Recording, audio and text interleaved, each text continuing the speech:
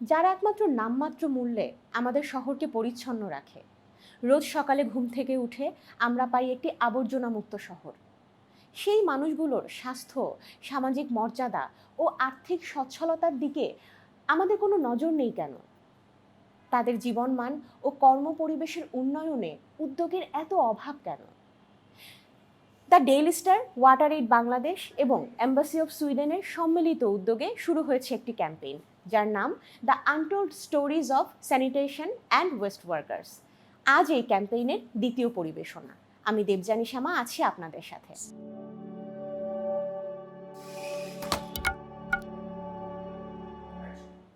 প্রথমেই পরিচয় করিয়ে দিচ্ছি আমাদের দুজন অতিথির সাথে। আজ আমাদের সাথে আছেন ডক্টর মাহফুজুল হক। তিনি হচ্ছেন former secretary, ministry of labour and employment, government of Bangladesh. Welcome to our show. আমাদের সাথে আরও আছেন শহীদুল ইসলাম। উনি governance adviser, SNB Netherlands development organisation. Welcome to our show. প্রথমেই আমি আপনার কাছে প্রশ্ন করতে চাচ্ছি যে স্যানিটেশন ও পরিচ্ছন্নতা কর্মীদের জীবনমান উন্নয়নে সরকারের দিক থেকে কি উদ্যোগ নেওয়া হয়েছে এবং এইসব উদ্যোগের জন্য কি কোনো নীতিমালা আছে কিনা? 2006-এ একটা শ্রম আইন আছে, ওখানে শোভন কর্মপরিবেশ বা ডিসেন্ট ওয়ার্ক এই বিষয়টা উল্লেখ করা আছে এবং শ্রমিকদের সংজ্ঞাগুলো আছে। সেদিক থেকে বলা যেতে পারে আমরা যে আজকে কথা বলতে চাচ্ছি পরিচ্ছন্ন কর্মীদের, তারা এখান থেকে শোভন কর্মপরিবেশের একটা আশা করতে পারেন, সেটা 2006-এর। এরপরে শ্রমনীতি একটা আছে আমাদের 2012-তে, জাতীয় শ্রমনীতি। সেখানে কিন্তু প্রাতিষ্ঠানিক এবং অপ্রাতিষ্ঠানিক এই দুই ধরনের শ্রমিকদেরই বক্তব্য দেওয়া আছে। আমরা অনেক সময় কথা বলি সাধারণত যে ওয়েস্টার্ন স্যানিটেশন ওয়ার্কার এরা হচ্ছে ইনফর্মাল সেক্টরে এবং এদের ব্যাপারে কিছু বলা নেই। কথাটা কিন্তু সত্যি না। এই নীতিতে কিন্তু বোথ ফর্মাল অ্যান্ড ইনফর্মাল সেক্টরের কথা বলা আছে এবং তাদের ডিসেন্ট ওয়ার্কের কথা বলা আছে এবং এটাও বলা আছে যে যদি প্রয়োজন সরকার মনে করে এই ইনফর্মাল সেক্টরে যারা কাজ করছে তাদের জন্য আইন প্রণয়ন করা যেতে পারে, এটাও বলা আছে। আরও দু একটা বলে আমি আমার মনে হয় একটু রান ডাউন করে নেই। একটা হলো যে we also have a occupational health and safety guidelines 2013 একটা আছে এবং সেখানে ফর্মাল ইনফর্মালের কথা বক্তব্য বলা আছে। এখানে একটা ন্যাশনাল অ্যাকশন প্ল্যানের কথা বলা আছে। তারপরে যেটা আছে যে শ্রম বিধিমালা 2015 একটা আছে, শ্রম আইন সংশোধনীগুলো আছে। আর ঝুঁকিপূর্ণ কাজ একটা গেজেটে নোটিফিকেশন করা হয়েছিল, ঝুঁকিপূর্ণ কাজ। সেখানে এই তালিকার মধ্যে কিন্তু দুর্ভাগ্যজনকভাবে আমরা এটাকে অন্তর্ভুক্ত করতে পারিনি, ঝুঁকিপূর্ণ কাজে। এটাও একটা গুরুত্বপূর্ণ, এটা নিয়ে আলোচনা হচ্ছে যে এটাকে অন্তর্ভুক্ত করা যায় কিনা। সুতরাং আমরা অনেক সময় বলে থাকি যে এই বিষয়ে কোনো আইনে কোনো কিছু নাই, বিধিমালায় কিছু নাই, নীতিমালায় কিছু নাই, কথাটা ঠিক না। সুতরাং এগুলো আছে। এখন দ্বিতীয়ত পর্যায়ে যেটা হলো বাস্তবায়নের যে সমস্যাটা, সেটা নিয়ে আমরা চিন্তা ভাবনা করছি। স্যানিটেশন ও পরিচ্ছন্নতা কর্মীদের কাজের পরিবেশ আসলে কীরকম? আর এই যে কোভিড মহামারী চলছে, কোভিড মহামারী মোকাবেলায় এই স্যানিটেশন কর্মীদের গুরুত্ব কতখানি এবং তাদের উপর মহামারীর প্রভাব কীরকম? ওকে, ধন্যবাদ। ধন্যবাদ আপনাকেও যে আপনি ঠিক পলিসিটাকে একটু ব্রিফ করলেন, যে এখানে যথেষ্ট পরিমাণ আমরা জানি গভর্নমেন্টের সদিচ্ছা আছে এবং পলিসিতেও সেটা রিফ্লেক্টেড হয়েছে, কিন্তু বাস্তবে কিন্তু আসলে এটা মানে ঠিক চিত্রটা মানে আসলে পলিসি যেভাবে বলা আছে সেভাবে হচ্ছে না। এখানে দেখা যাচ্ছে যে আমরা যদি পরিচ্ছন্ন কর্মী বলি, তাহলে এখানে অনেক ধরনের পরিচ্ছন্ন কর্মী আছে এবং স্যানিটেশন কর্মী। কেউ আছে রাস্তা ঝাড়ু দেয়, কেউ বাসা থেকে ময়লা কালেক্ট করে, কেউ ড্রেন ঝাড়ু দেয়, কেউ সেফটি ট্যাঙ্ক যখন ভরে যায় তখন সেগুলোকে পরিষ্কার করে। তো প্রত্যেকটা কাজের ক্ষেত্রেই কিন্তু তারা প্রতি ঝুঁকিতে আছে। হেলথ অ্যান্ড সেফটি কোনো ইকুইপমেন্ট তারা ব্যবহার করে না, তারা মাস্ক পরে না, তারা গ্লোভস পরে না, এবং কখনো কখনো তারা সেফটি ট্যাঙ্ক যারা পরিষ্কার করে তারা কিন্তু ম্যানহোলের ভিতর ঢুকে। এবং আপনি জানেন যে 2015 সালে বোধহয় একটা প্রথম আলো একটা রিপোর্ট করেছিল যে 10 মাসে 34 জন সেফটি ট্যাঙ্কের ভিতরে পড়ে মারা গেছে এবং এটা এখনও কন্টিনিউ করছে এবং সেটা একটা মানে আমাদের জন্য খুবই দুঃখজনক। আমাদেরই তারা দেশের নাগরিক। এছাড়াও এখন কোভিডকালীন সময়ে আপনারা জানেন সবাই আমরা ওয়ার্ক ফ্রম হোম করছি, কিন্তু তারা তো ঠিকই তাদের আমাদেরকে সেবা দিতে হচ্ছে এবং তারা যখন এই সেবাগুলো দেয় তারা কিন্তু তারা দেখে না কোন বাসায় কোভিড রোগী আছে বা নাই। এমনকি হাসপাতাল থেকে যখন ময়লা সংগ্রহ করে তখন ওই ময়লা কিন্তু সেগ্রিগেটেড থাকে না, তখন দেখা যায় যে ওই কোভিড রোগীর ময়লাও শরীরের সঙ্গে মিশে একাকার হয়ে যাচ্ছে। তো এখন এখানে একটা স্টাডি করেছিল ঢাকা ইউনিভার্সিটির ইনস্টিটিউট অফ হেলথ ইকোনমিক্স। তো ওরা একটা স্টাডিতে দেখিয়েছে যে আমাদের 6টা শহরে করেছিল সেখানে যে ওদের অধিকাংশই যারা সেফটি ট্যাঙ্কের পরিষেবা করে তাদের ব্যাক পেইন আছে, শ্বাসকষ্ট আছে। যখন এই ইকুইপমেন্টগুলো ব্যবহার করে এটা সঠিক পদ্ধতি জানে না, অনেক ভারী ইকুইপমেন্ট ব্যবহার করে, তারা ভিতরে ঢুকে যখন শ্বাসকষ্ট ফিল করে। তো এইটা তো কোভিডের সময় আমরা জানি শ্বাসকষ্টটা বড় ধরনের একটা মানে সঙ্গে সিমটমস। তো অর্থনৈতিক বিষয়ে একটা ওই স্টাডিতেই বলেছিল যে গড়ে তাদের ৮৫০০ টাকা তাদের গড় ইনকাম ফ্যামিলির, এবং তাদের হাসপাতালের জন্য তারা আউটপেশেন্টের যে এক্সপেন্ডিচার সেখানে তাদের ২৫০০ টাকা পার ইয়ার পার পার্সন লেগে যাচ্ছে।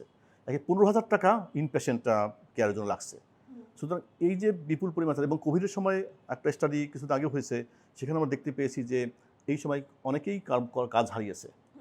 এইটা আরও তাদের জন্য সিভিয়ার পর্যায়ে গেছে। সুতরাং সেখানে তারা এইগুলোকে ঠিক অস্বাস্থ্যকর পরিবেশে, অস্বাস্থ্যকর উপায়ে হেলথ অ্যান্ড সেফটি মেনটেন না করে কাজগুলো করছে, এবং তারা আমাদের কোভিডকালীন সময় তারা যথেষ্ট গুরুত্বপূর্ণ ভূমিকা পালন করছে। কিন্তু আসলে এর জন্য তারা আসলে তাদের উপরে একটা কোভিডের কারণে তারা কিন্তু যথেষ্ট হেলথ রিস্কের ভিতরে পড়ে গেছে। এটা তাদের শারীরিক এবং অর্থনৈতিক, সামাজিক সবভাবেই বিরূপ প্রভাব পড়ছে। স্যানিটেশন কর্মীদের জীবনমান উন্নয়নের জন্য সরকারের দিক থেকে কিছু উদ্যোগ আছে এবং তার কিছু নীতিমালাও আছে। এই সব নীতিমালা বাস্তবায়ন করতে গিয়ে কি কি প্রতিবন্ধকতার সম্মুখীন হতে পারেন বলে আপনি মনে করেন?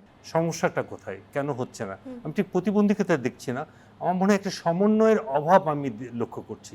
যেমন আমরা সবাই জানি যে এরা কোথায় কাজ করে, এরা সিটি কর্পোরেশনে কাজ করে, এরা পৌরসভায় কাজ করে, স্থানীয় সরকারে কাজ করে। তো এবং এদের সঙ্গে আবার কলকারখানা অধিদপ্তর একটা আছে, department of inspection of factories and inspection, কলকারখানা অধিদপ্তর আছে, শ্রম অধিদপ্তর আছে, মন্ত্রণালয় আছে। এই সবার ভিতরে একটা সমন্বয়ের একটা অভাব আমি লক্ষ্য করছি। এই সমন্বয়টা যদি হতে পারতো তাহলে এই নীতিগুলো বাস্তবায়ন করা যেত, আইনগুলো প্রয়োগ করা যেতে পারতো। এটা একটা অভাব এখানে বোধহয়। সম্ভবত যেটা আমি খেয়াল করছিলাম তা হলো যে perhaps we badly need a political thrust, একটা থ্রাস্ট দরকার। ডেফিনেটলি পলিটিক্যাল কমিটমেন্ট সরকারের আছে, অঙ্গীকার আছে, কিন্তু পাশাপাশি এই যে থ্রাস্ট একটা যেটা আশা করছিলাম সেটা যদি এসে যায় তখন কিন্তু তখন এই ক্লিক করতে পারে, অর্থাৎ তখন এই বাস্তবায়নগুলো হতে পারে। আমি এখানে এই অন্যভাবে দেখার চেষ্টা করছি যে কমিটমেন্ট আছে, কিন্তু বাকি যারা আছেন, bureaucrats for example, I was a bureaucrat. I was about to say that. Is there any bureaucracy? Yeah. So what about the role of the bureaucrats? They have a role to play. তারা কি নির্দেশ না পাওয়া পর্যন্ত কোনো কাজ করবে না? এটা কি তাই? তাহলে তো কাজ হবে না। তাদের তো সামনে সবকিছু রয়েছে, কমিটমেন্ট রয়েছে গভর্নমেন্টের, এবং সেগুলো তারা ইমপ্লিমেন্ট করবে। এবং নির্দেশ না পাওয়ার ক্ষেত্রে কিছু করবেন, এবং তাদের উদ্যোগ থেকেও যে একটা প্রপোজাল দেওয়া, এটারও কিন্তু একটা বিষয় আছে। এক্স্যাক্টলি। এখানে মিনিস্ট্রি অফ লেবার এন্ড এমপ্লয়মেন্টের ব্যাপার আছে, কলকারখানা অধিদপ্তর যে কথা আমি বললাম, আমাদের যে আইন আছে, আমাদের শ্রম আইনের 80% এনফোর্স করার দায়িত্ব হচ্ছে কলকারখানা অধিদপ্তর। আপনাদের পাশেই অফিসটা, কিন্তু খুবই কাছে। তো কলকারখানা যে অধিদপ্তর, তাদের কি জনবল আছে কিনা, তাদের কি প্রশিক্ষণ আছে কিনা, তাদের কি মোটিভেশন আছে কিনা, এগুলো যদি না থাকে তাহলে তো হবে না, এই আইন প্রয়োগ হবে না, নীতিও বাস্তবায়ন হবে না। তো সেই জন্য বিষয়গুলো বারবার করে আসছে যে মন্ত্রণালয়, ডিপার্টমেন্ট, এদের মধ্যে এই যোগাযোগগুলো হচ্ছে কিনা এবং বাস্তবায়ন হচ্ছে কিনা। আমি মনে করি, এবং পাশাপাশি আর একটা বিষয়, obviously role of the media, definitely সেটা পরবর্তীতে আমরা আসবো। কিন্তু প্রতিবন্ধকতা যদি আমি দেখি, আমি কোনো প্রতিবন্ধকতা দেখছি না। জনগোষ্ঠীর অধিকার বাস্তবায়নে মাঠ পর্যায়ে কি ধরনের প্রতিবন্ধকতা আছে বলে আপনি মনে করেন, এবং এই প্রতিবন্ধকতা দূর করতে করণীয়টা কি? এখন এই সকল অধিকার আসলে দেখা যাচ্ছে যে এখন বর্তমানে যদি কর্মসংস্থানের কথা, কর্মসুযোগের কথা বলি, তাহলে এখন তারা আসলে লেখাপড়ার সুযোগটা পায় না, এবং অন্যান্য তাদের নেটওয়ার্ক কম, অনেক কারণেই তারা আসলে কমপ্লিট করতে পারে না।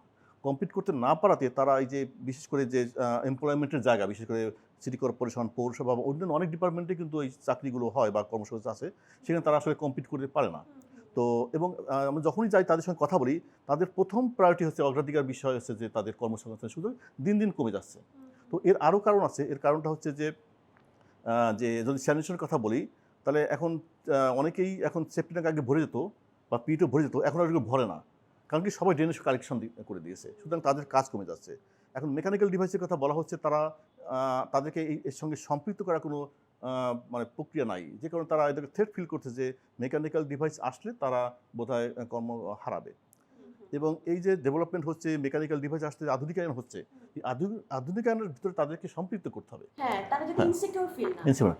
আরেকটা হচ্ছে যে আমি যে একটু আগে বললাম যে তারা প্রচুর পরিমাণ তাদের ট্রিটমেন্টে খরচ হয়। এই টাকাটা কোত্থেকে আসবে? তাদের হেলথ, তাদের জন্য কোনো ইন্স্যুরেন্স কোম্পানির জন্য কোনো প্যাকেজ নাই। তো এই ক্ষেত্রে সরকার যদি এগিয়ে আসে যে তাদেরকে হেলথ ইন্স্যুরেন্সের আওতায় আনা যায়, তাহলে তাদের এই যে চিকিৎসা ব্যয়, এবং তারাও অ্যাওয়ার হবে বিষয়গুলো সম্পর্কে, তখন তারাও আসলে এই হেলথ অ্যান্ড সেফটি বিষয়টা আরও মনোযোগী হবে এবং তারা একটু সিকিউর থাকবে। তো সেই জন্য অনেক কোম্পানি আমরা দেখেছি, কিছু কিছু ইন্স্যুরেন্স কোম্পানি তারা আগ্রহী তাদেরকে, যে কিন্তু এখন যেহেতু তারা অনেক তালিকাভুক্ত না, অনেক ডিসপার্স, তাদেরকে একটা সিস্টেমের আওতায় যদি আনা যায়, এবং সরকার যদি এখানে সরকারের অনেক সেফটিনেট প্রোগ্রাম আছে, তো এদের জন্য সেফটিনেট প্রোগ্রাম ইজিলি করা যায়, সরকার করতে পারে। তো সুতরাং সেই বিষয়গুলো যদি না আনা হয়, তাহলে আসলে এই গ্রুপের জন্য আসলে তাদের অধিকারটাকে নিশ্চিত করা বা তাদের হেলথ অ্যান্ড সেফটি এনশিওর করা, এটা সম্ভব হবে না। স্যানিটেশন ও পরিচ্ছন্নতা কর্মীদের জীবনমান ও কর্মপরিবেশ উন্নয়নে সরকারের কি করণীয় আছে বলে আপনি মনে করেন? একটা তো হলো আমি প্রথমেই এতক্ষণ ধরে যেটা কতগুলো বললাম, আইন আছে, নীতিমালা আছে, সেগুলো বাস্তবায়নের ব্যাপার আছে, প্রতিবন্ধকতা আমি দেখছি না। সুতরাং এখন কাজ শুরু করা উচিত, খুবই জরুরি কাজ শুরু করা উচিত। তো একটা হলো যে যেটা আমরা জানতে পেরেছি, কলকারখানা অধিদপ্তর সরকারের একটা প্রতিষ্ঠান, তারা একটা খসড়া গাইডলাইন্স তৈরি করেছে এদের অকুপেশনাল হেলথ অ্যান্ড সেফটি কীভাবে নিশ্চিত করা যায়। ওটাকে ফাইনালাইজ করা যেতে পারে, একটা কমিটি করা যেতে পারে, headed by the honourable minister, state minister, committee করে একটা প্রস্তাব করা হয়েছে। এবং শুধু তাই না, ইতিমধ্যে গত 2-3 বছর ধরে বেশ কিছু কাজ হয়েছে। আমি যেটা বললাম, ইউরোপিয়ান ইউনিয়নের ফান্ডে বেশ কতগুলো কাজ হয়েছে, তারা ড্রাফট গাইডলাইন করেছে, ড্রাফট পলিসি লাইন ডেভেলপ করেছে এদের ভাগ্য উন্নয়নের জন্য। আর একটা বিষয় এখানে কিন্তু প্রাইভেট সেক্টর একটা ভূমিকা আছে। We are aware of corporate social responsibility, CSR একটা ফান্ড আছে, প্রতিটা কর্পোরেট বডির কিন্তু সিএসআর ফান্ড আছে এবং তারা খরচ করে। আপনি যতগুলো মানে মাল্টিন্যাশনাল কর্পোরেশন দেখেন, ওদের ফান্ড আছে, ওরা পরিবেশের জন্য কাজ করে, তারপরে বনায়নের জন্য কাজ করে, ওয়াটার স্যানিটেশনের উপরে কাজ করে, ক্রিকেট খেলার জন্য পয়সা দিয়ে থাকে। তো can we access that CSR fund for this for this ওয়ার্কারদের জন্য? 20টা আমরা কর্পোরেট বডির সঙ্গে আমরা কথা বলেছি, তাদের মধ্যে 60% তারা রাজি আছে এই ফান্ডে টাকা দেওয়ার জন্য। অনেকভাবে হতে পারে, ওদের ওদের ওদের ওয়াটার স্যানিটেশনের জন্য একটা কিছু করে দিল, ওটা হাউজিং করে দিল, তারপরে ওদের যে ভ্যান গাড়ি আছে সেগুলো, ইভেন আমরা তো টি শার্ট তো জানি, টি শার্টও তো থাকে, ব্র্যান্ডিংও হচ্ছে, আবার কাজও হচ্ছে। তো এই সিএসআর ফান্ডটাকে কীভাবে অ্যাক্সেস করা যায়, এটা একটা বিরাট চ্যালেঞ্জ। আর সরকারের কিন্তু একটা ফান্ড আছে এখানে, ওয়ার্কার্স ওয়েলফেয়ার ফান্ড আছে, একটা বিশাল ফান্ড আছে, বিশাল। তো সেটা দিয়ে সরকার, যেটা আমরা কথা বলেছিলাম মন্ত্রী মহোদয়ের সঙ্গে, উনি বললেন যে আরএমজি সেক্টরের শ্রমিকদের জন্য এটা আমরা দিয়েছি, বিশেষ এই কোভিড সিচুয়েশনে ওরা এফেক্টেড, ওদেরকে দেওয়া হচ্ছে। তখন আমরা বললাম যে এটা কি আমরা এক্সটেন্ড করতে পারি কিনা এই ওয়াটার স্যানিটেশন ওয়ার্কারদের জন্য এই কোভিড সিচুয়েশনে। উনি বলেন এটা সম্ভব, এই বিষয়গুলোকে এখন অ্যাক্সেস করতে হবে। এটা যদি করা যেতে পারে, এটা নিয়ে আলোচনা হয়েছে, এবং আমি যতক্ষণ জানি গভর্নমেন্টও এই ব্যাপারে চিন্তা ভাবনা করছেন, কিন্তু এগুলো একটু জরুরি। আর একটা জিনিস আমি প্রথমেই বলেছিলাম যে ঝুঁকিপূর্ণ কাজে যে তালিকা, সেখানে এটাকে ইনক্লুড করতে হবে ওই গেজেটে। ওটা খুব সিম্পল একটা জিনিস, গেজেটটা একটা মানে আবার একটা করে রিড্রাফট করে করা যেতে পারে। এই সুযোগে আমি একটু বলতে চাচ্ছি যে ইতিমধ্যে ডোমেস্টিক ওয়ার্কারদের উপরে কিন্তু একটা নীতিমালা তৈরি করা আছে, 2013, ডোমেস্টিক গৃহশ্রমিক। এটা করা খুব কঠিন কাজ, কিন্তু গৃহকর্মী যখনই আমি তখন সচিব ছিলাম, আমার ওয়াইফে প্রথমে বললেন যে এগুলো আবার কি শুরু করেছো, এই ডোমেস্টিক ওয়ার্কাররা যদি এখন ছুটি করা শুরু করে, 9টা 5টা করে, তাহলে তো আমরা কাজ পাবো না, চা পাবো না, কিছুই পাবো না। তারা শুক্রবারে কাজ করবে না, শনিবারে কাজ করবে না, ইত্যাদি ইত্যাদি। সুতরাং প্রথম আমি বাধা পেলাম আমার ঘর থেকেই। এটা খুব বিশাল একটা ছিল, but it was a good attempt এই নীতিমালাটা। তো এই গৃহ শ্রমিকদের সুরক্ষা, তাদের কল্যাণের জন্য যেভাবে নীতিমালা হয়েছিল এনজিও লেভেল থেকে, তারপরে লোকাল যত বডি আছে কথাবার্তা বলেছেন, এবং তারপরে ওটা একটা চূড়ান্ত হয়ে এসছে। আমি মনে করি যে এখানে এই আগামীতে এগুলোতে সরকারের পাশাপাশি অবভিয়াসলি প্রিন্ট মিডিয়া হতে পারে, এনজিও হতে পারে, ডেভেলপমেন্ট পার্টনার্স হতে পারে, they have a great role to play. এটা হতে পারে। এবং আগামীতে মাইন্ডসেটটা, আমি একটু আগে যেটা বলার চেষ্টা করলাম, মাইন্ডসেট ইজ মোর ইম্পর্টেন্ট, কারণ এই যে স্টিগমার থেকে বেরিয়ে আনাটা, এটা একটা বিরাট চ্যালেঞ্জ আমাদের জন্য। Thank you so much. পরিচ্ছন্নতা ছাড়া জীবনযাপন করার কথা ভাবা তো দূর, এই দুঃস্বপ্ন আমরা দেখতে চাই না। তাই স্যানিটেশন কর্মীদের জীবনমান উন্নয়ন করে তাদের সুস্থতা নিশ্চিত করা কিন্তু আপনার, আমাদের সকলের দায়িত্ব। আর বাংলাদেশ সরকারকেও এগিয়ে আসতে হবে আরও জোরালো ভূমিকা নিয়ে। Don't forget to subscribe our YouTube channel and like our Facebook page. আগামী পর্বে আবার দেখা হবে। সে পর্যন্ত ভালো থাকুন, সুস্থ থাকুন। ধন্যবাদ।